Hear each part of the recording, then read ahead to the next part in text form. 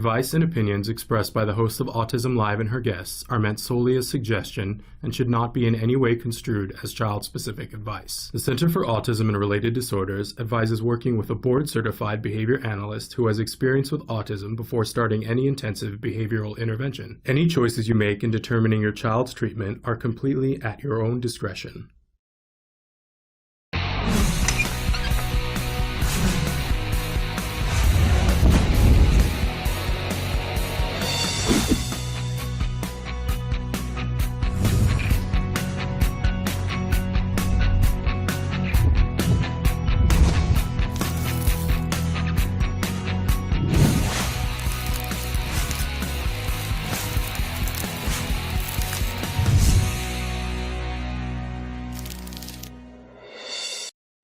Good morning and welcome to Autism Live. I'm Shannon Penrod. We're coming to you live from my house and in Los Angeles and from several other places around the country this morning. We're so thrilled to be here with you on this Monday morning.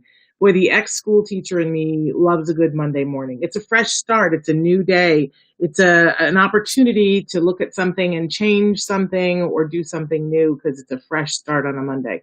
So we're thrilled to be here with you on this Fresh Start Monday. And we've got a big show for you. We've got a lot going on. We've got a wonderful expert and a wonderful guest that's going to be here. We want to remind you that this show is meant to be interactive. We want to know your thoughts, your feelings, your questions, and your concerns. We recently changed our format, and we appreciate you being patient with us while we work out some bugs. We are now coming to you in a different way, and it means that I can see that Michelle just said hi that quickly. So I don't know how long that took, Michelle, but it just popped up on my screen. So we think it's a shorter period of time, and we like to be more responsive because that's the whole reason for doing a live show, right? So we want to talk a little bit about how you can connect with us if you're watching the live show. We're here with you, as I said, for the next hour live. If you're watching us live, you're probably watching us in one of a few different places, right? You might be watching us on our homepage, which Traven has put on the screen in front of you. Autism. Hi, Jenny. Autism Live, it's autism-live.com. That's our homepage. You can watch all of our videos there. You can watch us live there. You can post questions there. I will tell you that it is no longer the fastest way to get your question answered. It used to be the thing. This is faster. So we encourage you to watch and leave live questions in the other 4 places that we are live, which is YouTube and also on Facebook Live. We are also live on Periscope and Twitter. So we're live on all of those places. If you're watching us in any of those places, we encourage you to use the tools that they provide to like us, follow us, write a review, on and on and on. Hi, Ivani. I'm doing well this morning. How are you? Thrilled that you guys are here with us. Now, if you want to watch us recorded or you're like, hey, I just found you and I kind of like this show and I like how you can ask questions and I'm wondering who you've had on before. What else have you covered? Because we have been on the air now for, I believe, so we're well over 9 years. I don't know where we are in terms of being at the 10-year mark, but we're well over 9 years. So there's that many videos to look at, right? So if you want to watch us recorded, there are very specific places that you can watch both the show that we're doing today and the stuff that we've done in the past. So let's talk a little bit about that. By the way, you can go through all of our archives on YouTube and on our homepage. Those are all, and you could search by topic. It's so good. So, but take a look at the stuff there in the right-hand column, because those are all the places that we podcast to. We are a free download on iTunes. And by the way, you can choose, do you want audio? Hi, Julia. Do you want audio only? Or do you want to have sound and picture? Because you get to choose on iTunes. And it is a free download. Subscribe to us. Leave a review. We would love that. We are also available on Apple Podcasts, Spotify, iHeartRadio, Ghana. Hello, Ghana.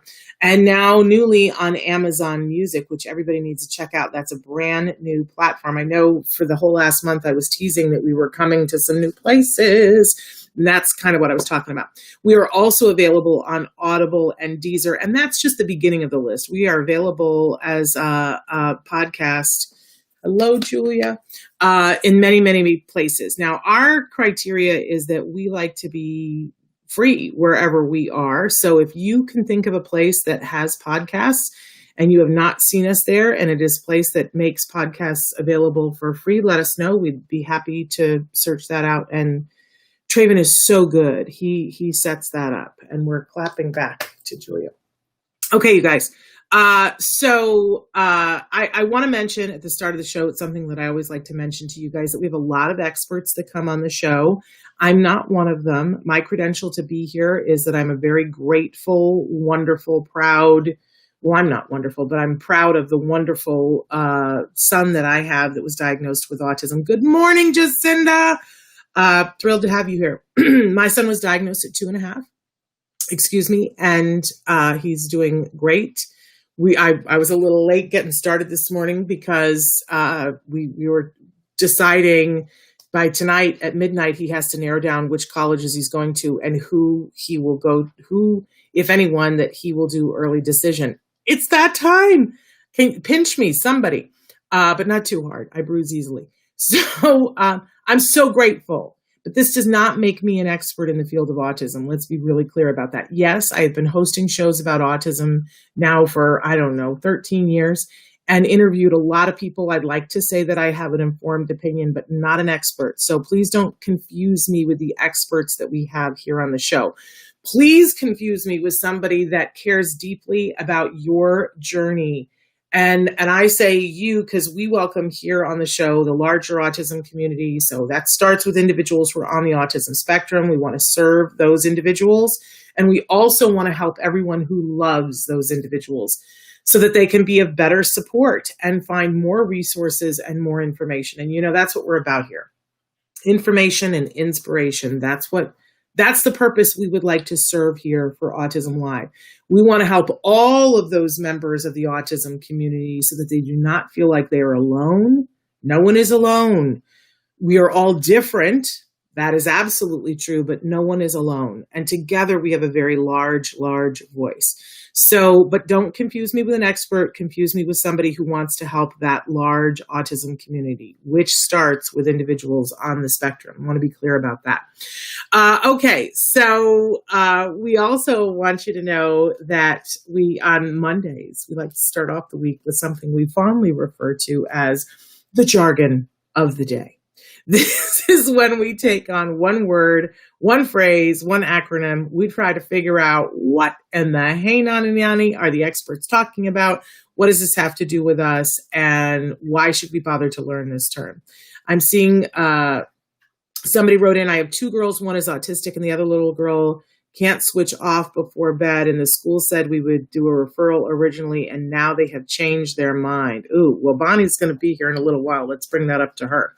If you would do me a favor and write in what it is that the school said they would offer and what's going on right now.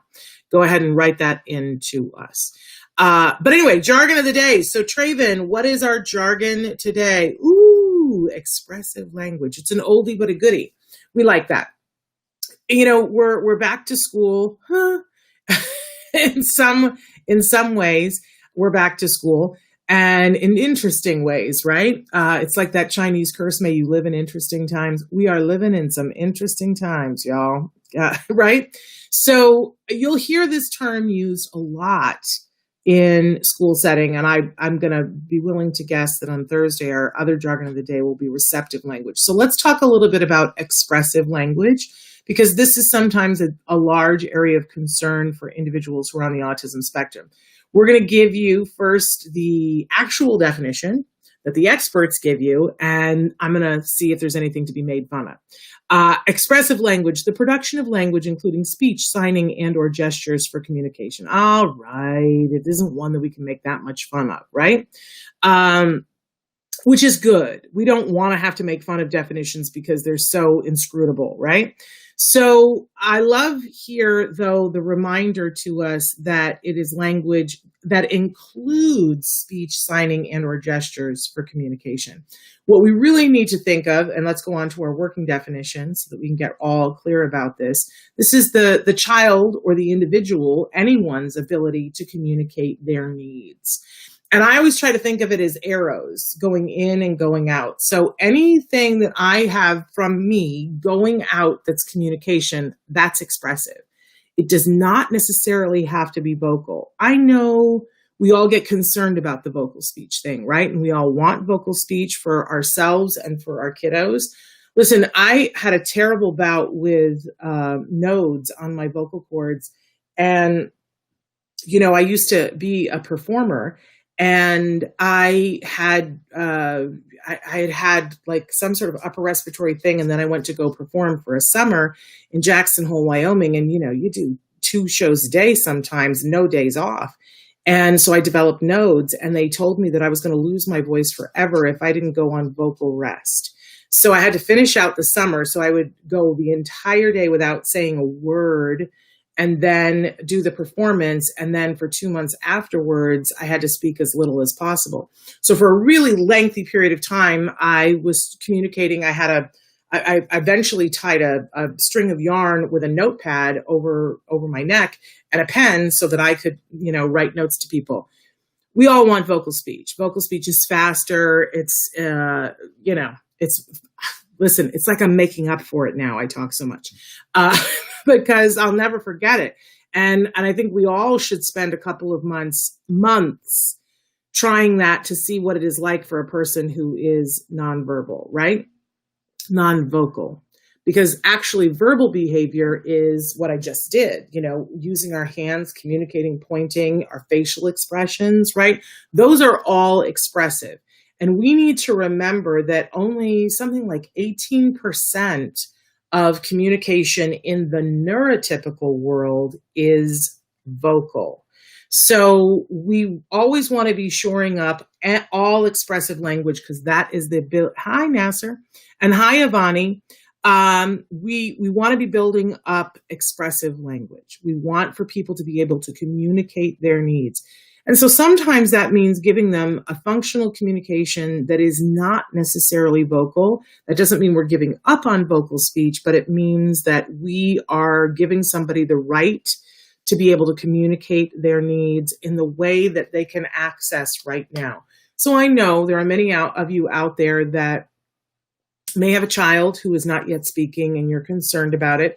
I want to make sure you're getting good ABA and that you have a speech pathologist who's working with you. We want to rule out things like apraxia. And if it is apraxia, we want to get busy working in a different way than we would if it's not apraxia. We have to keep that in mind, because we always want it to be fair. And for those individuals, it is harder. And we want to make sure that we're doing things that are productive, right? But if someone is having a significant time difficulty accessing vocal speech, we need to give them another form of communication. And the studies have shown very clearly that individuals that we give assistive device, for instance, an iPad, or have them do PECs, that they are more likely to get to vocal speech if they're, you know, I mean, there's a line, if they're able to vocalize, we double down on speech and just get her done, right? If that is a problem, then we give them functional communication a lot of times so that we can get to the vocal speech. It does not mean giving up. I always like to point that out. Okay, moving on. We always have a question of the day for you. And our question is, what message would you like to put on a t-shirt? If you could do anything and have it go viral, what message would you like to put on a t-shirt? And I can't wait to see what you guys say. The t-shirt that I wanted to make, I was asked to, because you know I love some Skills. Skills is a platform that has so many different things to help individuals who are on the autism spectrum. It's a tool. It's a massive toolbox. And my son was a CARD client and the Center for Autism and Related Disorders. And I like the biggest fan of Skills. And I said that I wanted to make t-shirts that said, CARD parents do it with Skills. They thought it was a little too suggestive. Okay, Jacinda says, Warrior Mom. I like it. I like it. What else would you guys put on a t-shirt? This year is so different with gifting and things like that. And I was thinking about for gifts for friends and family, making individual t-shirts. Somebody said that they would put love teaching autistic kids. Okay. If you could be anything in the world, be kind. Everyone has a story. Be kind. I love these, you guys. Let's open a t-shirt shop and donate money to an autism charity. I don't know. Just a thought. But anyway, keep those coming in because I massively, massively love them. We always have a topic of the week, and our topic this week is using your voice. Now, I know that's power-packed because when I say voice, I'm not just talking about the vocal production of sound, right? I think it's super important that we all have, as several of you said, everybody has a story. And I think that everybody has a viewpoint, and being able to convey your viewpoint to other people in order to A, get your needs met, and B, to be a part of society. It doesn't necessarily mean that you change someone else's mind. I think we see a lot of that going on right now, that everybody has, oh, I love this t-shirt, making a difference through my autism story. Love it. Because that's using your voice. Using your voice means standing up when there's a bully, right? Using your voice means saying no.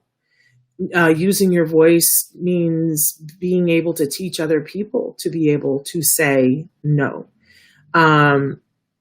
Autism teaching is great. I'm loving these t-shirts because they're all about having a voice. I don't know if you guys know the Peers program. And in fact, I need to make a note that we need to bring, I can't think what her name is right now, but the wonderful, wonderful lady, we've had her before on the show that started the Peers program. And we need to bring her back on the show. But the Peers program, she invented it as a way to teach our kids, teenagers, to navigate the difficult social world that is our world. Because let's face it, it was hard enough to be teenagers when all of us were teenagers. Now with cell phones and TikTok and there's that much more.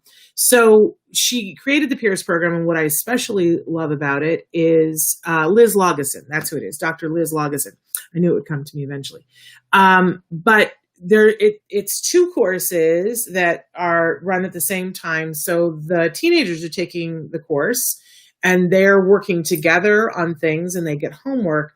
But in another room or on another Zoom call, the parents are also taking a course where they're learning how to support their teens and what the homework is so that we'll be successful. I don't know about the rest of you, but thank you, Elizabeth Lageson. I don't know about the rest of you, but sometimes somebody will assign my son some homework, but if I don't know what it is, I don't know whether he did it, and I don't know whether he did it right, and I can't support him in it. I might as well be with blinders, right? So I love that the Peers program fills the basket for the parents so that you know what to do too. And I have not been through the whole program. I went through part of a training for one. And one of the best tips I got just from having, been there for one day of training was t-shirts. That your t-shirt that you wear on your person is a billboard. It sends a message out to the world and says, hey, this is what I think, or this is what I like, or this is who I am, or, these are the colors that look good on me. It sends a message. Even a white t-shirt sends a message. And one of the things that Dr. Lageson says is that if your child is not in a school uniform, when they are out with people, that is billboard space, and that we should use it mindfully. And that, for instance, if you are wearing a t-shirt, and this is a perfect example for my son, because we utilized this when he started high school. His high school has a 2-day boot camp that all the freshmen go on. And it's the only time that they're not in a school uniform. So we spent the summer finding the two perfect t-shirts. We wanted it to be something that had something that said, hey, I'm into certain video games, but we didn't want the whole general public to know what it meant. We wanted it to be only people who would get it, who like a specific game that he likes. So that was what one day was. And the next day it was some music that he liked. And it was insane that so many people came up to him and said, hey, dude, I like your t-shirt. That's so-and-so from such and such game. And he still has that group of friends and they are tight. They are online together every night during this COVID. They will be the best men at each other's weddings. You know what I'm saying? All because of the t-shirt. And not only did it help him to get friends, but it helped for the group because somebody would come up and go, dude, I like your t-shirt. And then another person would come up and then the three of them became friends. So that is using your voice, your t-shirt, and that is a form of expressive language. See how I tied that all together? Did you see that? I know it's early in the morning, but I'm trying. So I think it's important that we think about how are we using our voice? How are we connecting? How are we helping others to use their voices? Could you possibly tell me how we can get involved in the Peers program and how card parents get more information on the Peers program? Yeah, so the Peers program is out of UCLA, and you can reach out specifically to them, and they do courses all the time right now, and they're available. I believe they're doing them on Zoom. So you can reach directly out to UCLA to do that. If you're a card family. And remember that there's more than one card, right? I'm talking about the Center for Autism and Related Disorders. If you are a member of that card family, then we have lots of people who are trained in the Peers program, and reach out to your supervisor and ask them if there is an online. I know they've been talking about it. I don't know that anybody has actually started an online group yet. I know it was something but if they get enough interest, they will. So definitely reach out. If they say, how can we purchase t-shirts for you? Maybe some custom. I don't make t-shirts. I'm just talking about it. So we'll see maybe Autism-Live will put out a couple of t-shirts. We won't steal your ideas though, you guys. But maybe we'll do that as a fundraiser. I don't know. Just thinking about it, right? Because I was thinking about, the Peers program and the whole t-shirt thing. And believe me, there are tons of, we even did this right before we went back to distance learning, because we are requiring our son to have his camera on, and a lot of other students, their parents aren't. What can I say? It's not what we're doing. It's not what I think is best for education. I'm a former teacher, and I don't know how you teach if you can't see your students. If they were in the classroom, yeah. I know many teachers who are visually impaired who are able to do that. But if you were to tell them, oh, now you have to do it on Zoom and you can't see them, I think anybody would tell you, listen, you're really making it hard for me to teach. Really making it hard for me to teach. So I knew my kid was going to be on camera, and I said, we're right back there. Let's pick out some t-shirts that will be super cool for you to feel good and to send that message to people. This is who I am. So, and thank you, Jennifer. Jennifer, I was just saying that we have to get you on the show. So remind me, I owe you a phone call, but thank you for putting up the link for Peers for Ivani. And for putting instructions about it. We absolutely appreciate that. Now, Traven, is Bonnie with us before I get too far out of whack here? Yes, no, maybe so. Yes, Bonnie is there. So let's go ahead and bring Bonnie Yates in. Bonnie Yates is a special education attorney extraordinaire. She works with Tollner Law Offices, and she is amazing. Hi, Bonnie. Good morning. Good morning. So thrilled to have you here. Thank you, Shannon. Nice to be here as always. Well, we're thrilled that you're here. Talk to us a little bit about Tollner Law Offices and how people can reach out to them and to you, if you would. Thank you, Shannon. I'm going to talk quickly about Tollner Law Offices. We're an 8-attorney firm in California, Northern and Southern. We do the whole state. We have an attorney that's licensed to practice in Arizona as well, and also Nevada. So if you are in any of those states, potentially we can offer you a free consultation. If you aren't, and you need a lawyer, which you probably do, because you probably, basically every family, as far as I'm concerned, that has an IEP needs somebody to sit down and explain to them the IEP process. The district isn't going to do it. The district gives you your procedural safeguards, and that's all they have to do in order to satisfy their legal obligation to educate you. But the education process is so much more. And typically on the show, we say, hey, if you have a specific legal problem, you should talk to an attorney in your state that's licensed and knowledgeable about special education. And we mentioned COPA to you, COPAA.net. because those attorneys are part of the national organization, and basically, frankly, people don't belong to that organization unless they care about special ed. Here's the deal.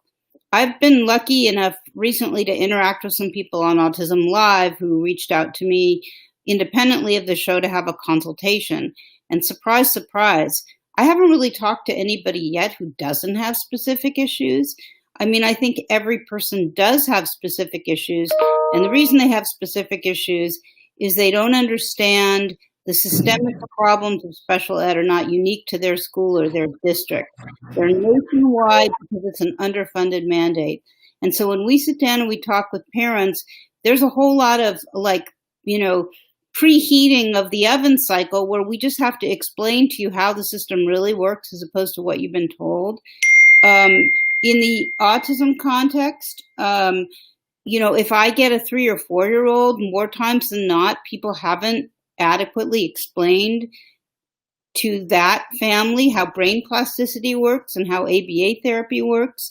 So I'm rambling a little bit, and we are going to talk about things of general interest on the show. I hope they're of general interest. But in terms of your specific situation, I can't imagine now if you're a parent with an IEP that you wouldn't want to talk with somebody about how your distance learning plan is working, how to tweak it if it isn't working, what to do if you need to get out of it entirely. And the people I've talked to from Autism-Live, they've been like super respectful and almost like self-deprecating, like, oh, is it okay if I ask you this? And I'm like, well, hey, listen, this is what I'm here for. I'm practically 62 years old. There's not a whole lot left to do except for, try to reach out to a bunch more of you, before I am no longer able to do this work. So don't be shy. Your case is worth it. Talk to an attorney in your state and get help. Because these are very challenging times. And when we talk with parents now, we answer their general questions and then they're like, oh God, now I have to explain to them how everything I told them doesn't apply now because school is closed. So then we have to have the part B of the discussion. So I did some reading over the weekend. I wanted to look at the new cases, the new California cases, to see what kinds of issues were coming up. Specifically, I wanted to know what kind of guidance we were getting in terms of administrative decisions. Asking, can we make sure that we have your email address or where they could contact you at Tollner, because people are asking before you get into this. Yeah, of course. Do I just type it? No. Just tell us what your email. B as in Bonnie, Y as in Yates. So BY, capital BY, capital B, capital Y, small ATES at Tollner, TOLLNER, lawoffices.com. Anyway, what I wanted to see was what kind of guidance, administrative guidance, we were getting about these distance learning plan problems. And there were 5 decisions. The 2 that were about those issues we've already talked about on the show. So I read the rest of the decisions, and based on stuff that came up in those decisions, I'm just going to hit you guys with a whole bunch of stuff that I think is germane. Okay, one is we end up in situations where parents don't understand the purpose of the triennial evaluation, and they don't get a good triennial evaluation. And the law changed about, 5 or 7 years ago, and now parents can waive the triennial evaluation. You should never, ever, ever, ever, in my opinion, waive your triennial evaluation. Because if you do that, and then later you decide you need an evaluation at district expense, you won't have one to attack. But there was a triennial evaluation in one of the cases that I was reading, and I thought, well, let me just talk to the parents about what is this triennial evaluation? Well, you know that when you first,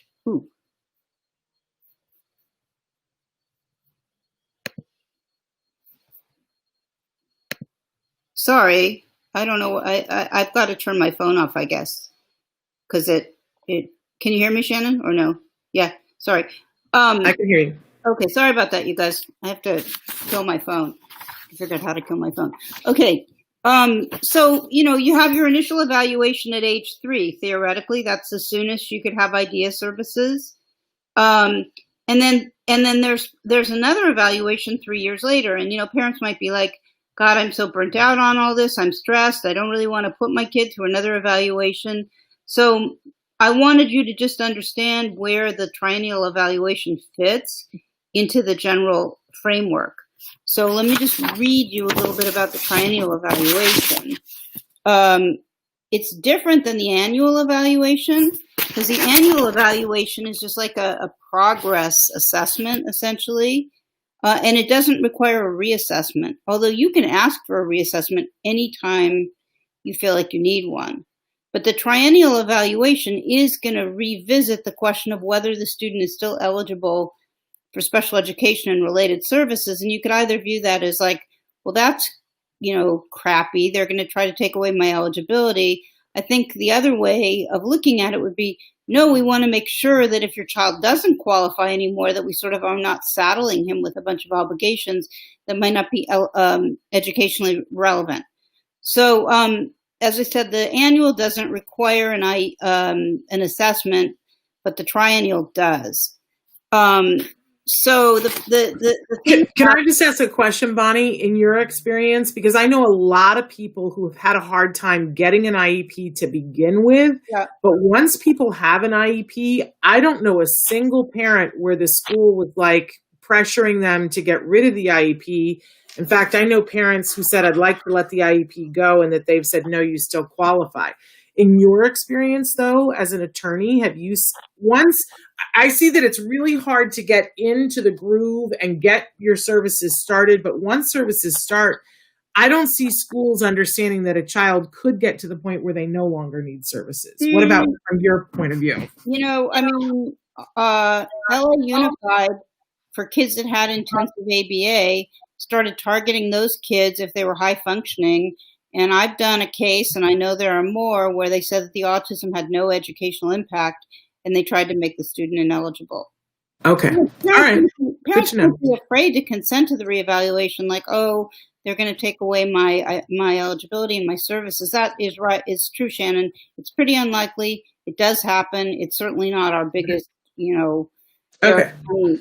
Okay, so the purpose of the triennial evaluation is twofold: to verify that the student continues to have a disability potentially affecting their opportunity to access the general curriculum, and to identify the student's current educational needs, including the appropriate educational placement and any services needed to support the student's access to the curriculum. So that is the requirement, unless you waive in writing your right to a triennial evaluation. So I wanted to mention that to you. Also, sort of interestingly and strangely, generally, if you're in your 12th grade year and you're about to graduate, right, with a high school diploma, even if your tri or your annual falls during that time period, they don't do a reevaluation because they figure you're gone by June.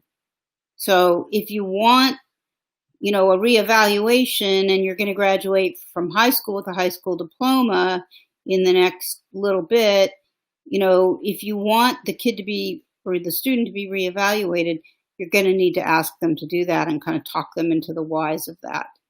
Does that make sense? Okay. Totally. Okay. Total change in topic. In the course of reading these decisions, there was a very, very interesting case against Los Angeles Unified School District. And it was unusual, and so I decided I wanted to talk to you about it. The reason it was unusual is because the question or the issue was, did Los Angeles Unified School District deny student a FAPE by abusing student during the 2019-2020 school year? So this was a 4-year-old student, and he had a speech and language impairment. That was what his eligibility was. Now, after I read the decision, I realized that what's really going on here is that this case is paving the way for a civil lawsuit that the law firm is going to file. I mean, I haven't confirmed this, but I think it's what's going on. Under applicable law, if you want to file like a damages action for Section 504 or ADA claims, you have to quote, exhaust administrative remedies first. So this family is probably not done, but they got a very, interesting and good and unusual decision, and I wanted to share it with you. So the student was in a class with a teacher who admittedly was understaffed and didn't have any special ed training. She was a 33-year veteran teacher. And the evidence was that he started the school year with no behavior problems, happy and cheerful. Within 3 weeks, he became aggressive, off task, and had a lot of interfering behaviors. So you can see the stage is being set for a problem because she's going to need some skills that she doesn't have. I'm sad to say that I think this goes on more often than we hear about. This was an unusual case because there were some eyewitnesses, and so the thing got reported and investigated rather than, just sort of like the parents making the whole thing up. So one of the questions OAH, the Office of Administrative Hearings, had to answer was, did they even have jurisdiction over these abuse claims? Because those are not theoretically special education claims, but they said that basically if the alleged abuse resulted in a deprivation of, or a denial of FAPE, they had jurisdiction, and they took jurisdiction essentially to review the facts. So what they found.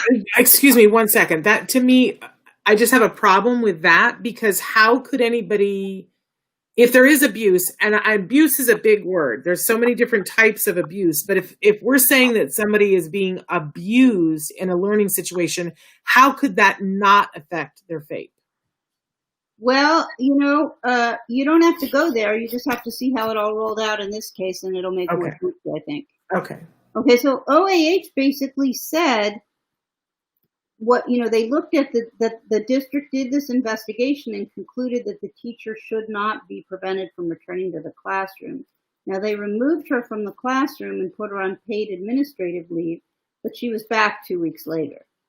And so the question was, what were the things she did that constituted a denial of FAPE or potential denial of FAPE? Well, one thing was, apparently during nap time in her class, the student would be kind of rambunctious. And so she took him one day and put him out of the classroom, and the principal found him sleeping on a dirty rug outside her door. The other issue involved a day when she was obviously again having trouble with him, and she took him outside, and his grandfather, I guess, had just dropped him off at school or was bringing something to school, and his grandfather saw her with the kid, and he was like, oh my God, that's, the student. And then he saw her shake the student hard for, 5 or 10 or 15 seconds or something. So OAH looked at this in terms of, were those behavioral interventions that she used legal or not? And did they deny him a FAPE? So he was in TK, and his only services were 120 minutes a week of speech and language. And I always wonder, and I think this might be me being too, influenced by my autism experience, but I'm always suspicious when somebody just has a speech and language problem, that there's not more going on from either a language learning, specific learning disability problem, or do they have some soft signs of autism? That wasn't covered. The teacher had asked for more help at the beginning of the year. She said she was overwhelmed, and they didn't give her that help. She'd only had 3 IEP students prior to the student. She had no background in special ed, no behavior training. And as I said, he started to act out. So she had a school psychologist come into her classroom, but the school psychologist did not offer extra services. The school psychologist said, some of your communications with him are too language overpowering, and he can't do it. So you've got to modify the way you're delivering the instruction. So probably if the principal hadn't seen him sleeping outside, and then the grandfather hadn't observed the shaking, nobody would have known what was going on with this little 4-year-old. But what happened, I think, was like the dam broke, and then people couldn't be complicit and quiet anymore, or they were going to get in trouble. So, Bonnie, did the principal do something when he saw him sleeping outside on a dirty rug? What was the upshot of that? He took him to his office and let him sleep on the couch. But the teacher wasn't reprimanded or put on administrative leave? Not to my knowledge at that point, no. Okay. Okay. Anyway, the putting him outside like that, is considered to be an inappropriate behavior intervention because he's not adequately supervised. So that's California Education Code 56521.2. Anyway, what happened was once the grandfather observed the shaking incident and they did the investigation and they returned her to the classroom, they took him out of school. And he was out of school for 6 weeks prior to being able to enroll in a new school. So part of what the decision is looking at is whether or not he's going to get comp ed for those 6 weeks. I mean, there's a lot of different things going on in this decision. But if we have time or a little more time, I thought it was so interesting that I actually decided to talk, about the decision in depth. Okay? Because when I started reading this, I was like, this will probably just be another kiss off. Usually these things don't really get properly addressed. But I was really pleased to see that that wasn't the case. And it was some combination of, he was only 4, for God's sakes, and also that the people that testified from the school district, and you can read the decision and their names are public, they were viewed by the hearing officer as not credible. Like the principal was kind of trying to cover for what he did, and the teacher was trying to cover for what she did. But then there was some third person who was a witness who basically, I think, just like called it the way he saw it. So they concluded that LA Unified committed a prohibited intervention, that was likely to cause pain.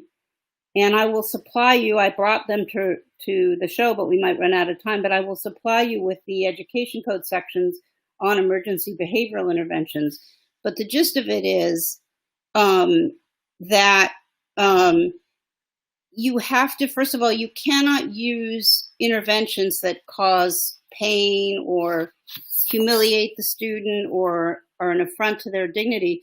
You have to use positive behavior interventions. And if you have what's called an emergency behavioral intervention, in California, you have to notify the parents within 1 school day so that the parents have a chance to weigh in on whether these emergency behavior interventions should be used in lieu of planned systematic behavioral interventions.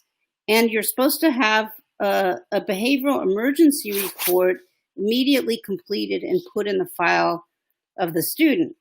So you can guess where this is all going. LAUSD did not do those things. Okay. They didn't do that. They didn't do the report within 2 days. And then what they're supposed to do after the report is prepared is schedule an IEP meeting to review the emergency report, to determine the necessity for a functional behavior assessment, and to determine the necessity for an interim plan. So the district didn't do any of that. LA Unified did not schedule an IEP team meeting to address the behavioral emergency students education program or determine the extent to which intervention supports or services, including positive behavior interventions, might be needed, and if necessary, reevaluate student. The prohibited interventions and parents' removal of student from the classroom were significant events impacting students' educational needs. Accordingly, an IEP team meeting should have been promptly convened to consider students' needs and supports, as well as remedy any denial of FAPE. Because Los Angeles failed to complete a behavior emergency report or schedule a timely IEP after the shaking incident, it resulted in an educational loss to student. Students' education program was in limbo when Los Angeles should have been taking action to ensure student received the services in his IEP. These failures impeded students' ability to access his gen ed program for the 6-week period he was out of school and resulted in an educational loss. So then they go on to examine how the how the 2 prohibited interventions resulted in a loss of educational opportunity for the student, and they determine how much comp ed he's entitled to. And the judge says specifically, in analyzing the impact of the 2 prohibited interventions used, the young age of the student and his speech and language impairment were considered. They go on to talk about the need, the education code codifies the need for positive behavior interventions. I'm not going to go into all of that, but the point was, it was an unusually good decision. I mean, horrible circumstances, but taking seriously the question of inadequate or inappropriate behavior support. When a child's behavior impedes a child's learning or that of others, the IEP team must consider strategies, including positive behavior interventions and supports to address that behavior. When behavior intervention supports and other strategies are used, they must be used in consideration of the student's physical freedom and social interaction and be administered in a manner that respects human dignity and personal privacy. Hold on one sec. Yeah. Aversive behavior interventions are negative consequences or stimuli used to change a student's problematic and disruptive behavior. So basically, Shannon has said a lot of times on the show that she's very sympathetic to teachers in situations where they aren't given the tools they need to do the things they need to do for students. And clearly that's the issue here, but you can sort of see how things can go very wrong in a short time when people don't have the supports they needed. I mean, I don't even get the impression from reading the decision that this kid was a particularly behavioral kid until he started being on the receiving end of the teacher's frustration. So there's just no way, having said all this, that Shannon isn't going to have like 15 things to say. So let's let her rip. Well, as a former teacher and as a teacher who has been in a classroom and said, I'm having behavior issues, I need some help, I know what it's like when your principal and your school doesn't have anything.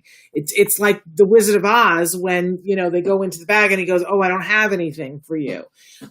It's not an excuse for being abusive to a child. If you are in the job and you don't know what to do and you reach out to your superiors and they don't help you, that is not an excuse to abuse a child. Just want to say that. And I think that any good teacher worth her salt would agree with me, right? She abused him and then she lied about it when she got caught. She said it was a behavioral technique that his speech therapist was using with him, the shaking. Yeah. Well, she's somebody who should have retired before this.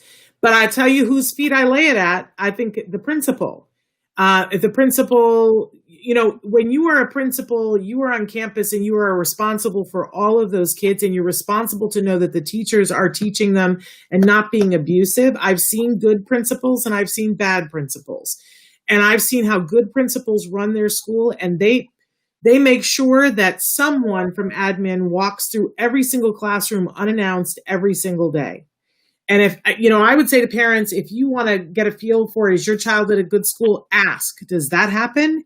Because it should be happening. There's too much that happens in schools that somebody doesn't have eyes on. But the principal did have an eye on something. That's why I said.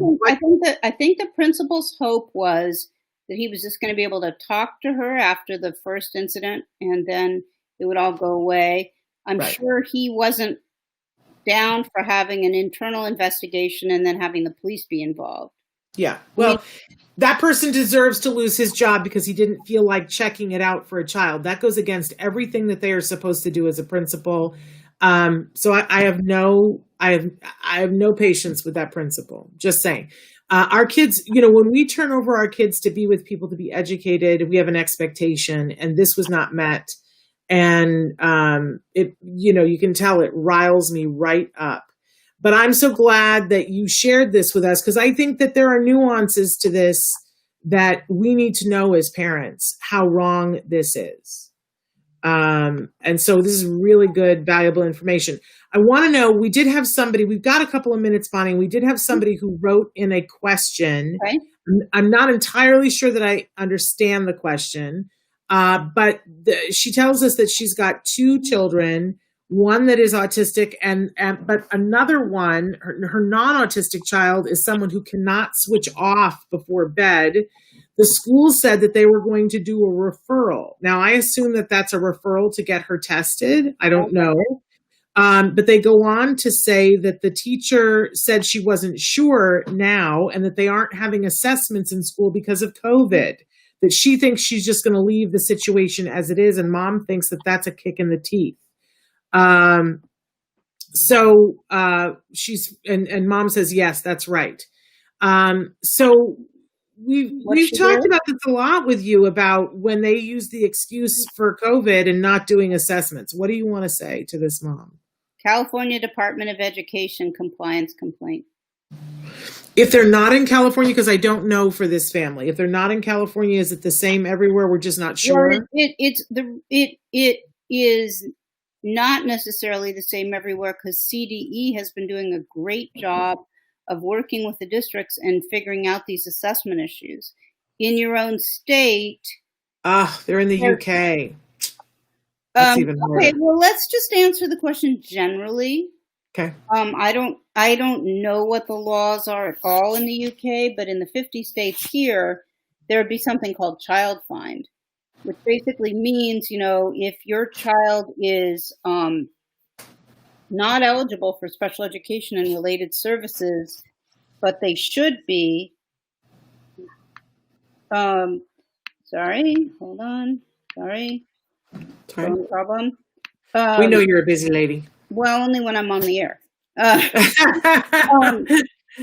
So they have a duty to search out and identify and assess kids in their catchment area that potentially need special education and related services. And so CDE stands for California Department of Education. But anyway, the point is, if the district knows that this kid is suspected of having some kind of a disability based on his bedtime behaviors, the threshold for the assessment is low and they need to do an assessment. If they don't, and they're in the United States, and that student continues not to be identified, if somewhere down the line that student gets identified, they're going to have the problem of having had a basis of knowledge and not having investigated properly. There you go. There you go. And I think we all need to be pushing back when people use the excuse of COVID. There's all kinds of times when school districts have said to me, well, we can't do this because, and it's something that has to do with them. And my pat response for them is, oh, right. I'll ask him not to have autism during COVID, or I'll ask him not to have autism during the AIDS lunch break. Do you know what I mean? Just to show them the redonkulousness of their response. They know that it's ridiculous, but this is all they have is distance learning, and they're pretending that it's fine. I want to go back to the child find for a second, if I have another minute. Yeah, you do. Because again, my handy dandy special ed connection checklist on child find says these are the things that you as a district want to be doing to identify kids in your catchment area that might have that might have a disability.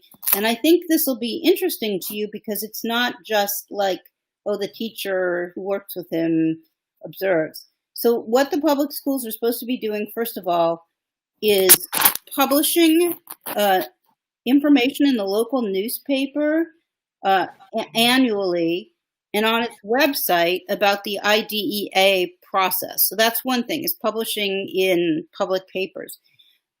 Number 2, the district sends its child find notices to all area clinics, doctors, preschools, and daycare centers in conjunction with preschool screening activities, usually conducted with local preschools and Head Start. Okay, so that's another thing that you probably weren't aware of. The district screens all children entering kindergarten to identify children with suspected disabilities. Universal screening, people. That's what we should be doing. Typically, the early education teacher, special educator, speech language pathologist, and school psychologists implement the screening. That's, so important, and I'm not at all sure that it goes on in many districts. The district screens all transfer students to identify those students who may have been receiving special education and related services in their prior district, which would, of course, give rise to a presumption that you continue to need them in your new district. The district distributes to the parents of older students who are new to the district a handbook on the school district special services. The handbook also contains directions on who to contact if the parents suspect their child may have a disability. The district requests that parents and guardians complete a detailed questionnaire. Questions may address school history, present medical status, previous diagnoses and treatments, and home behaviors. The district considers all parent and teacher referrals, not making those people feel guilty that they're referring. And then the last one, the district student services team, the SST team, or the teacher assistant team reviews the files of all students with a health plan to screen for special disabilities. So you can see that the child find obligation is quite broad. It's actually, it's intended to work. The idea is to not leave anybody behind, right? Yes, I will say that we appear to have a large UK audience today, and that is a United States thing. And we're like out of time. So I want to say, first of all, to Daniel, who just wrote in a question about potty training, please, can you resubmit the question on another day? Because unfortunately we are out of time.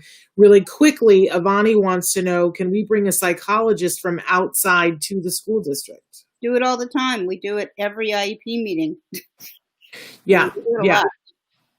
They're gonna find some issues though when they go to bring an outside psychologist. When the psychologist wants to observe, of course, it's all different right now because of COVID, right? Well, they can do the distance learning program.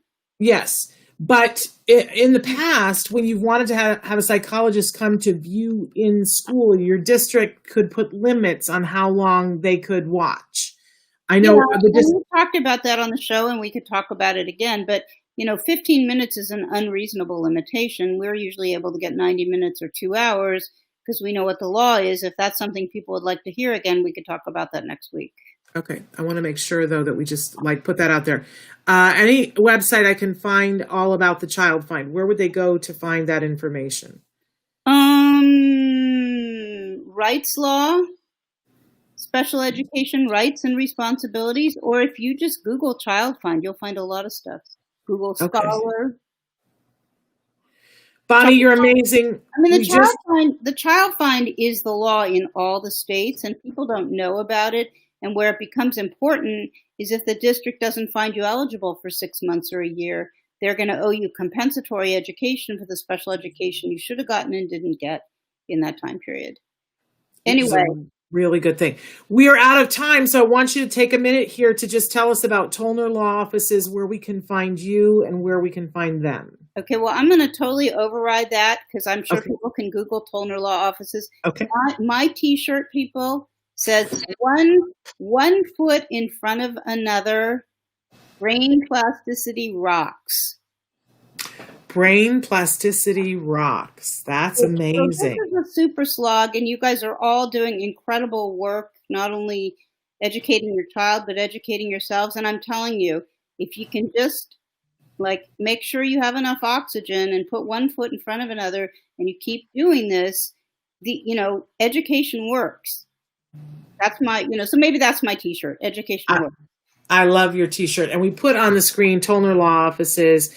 And the website is specialeducationcouncil.com. And they said you were both extremely helpful today and extremely all in caps. And I like it when we're helpful. So, and I know you're always helpful, Bonnie. Thank you so much for being with us. We're totally out of time. Have a great week. You too. Take care. All right, bye-bye. I just want to say to you guys, tomorrow on the show, we have the best of Temple Grandin, where it is a pre-recorded set of interviews that we have done with her. You'll want to check that out. But on Wednesday, we're back here live with Dr. Doreen Granpichet. On Thursday, we've got a mom blogger that you are going to love.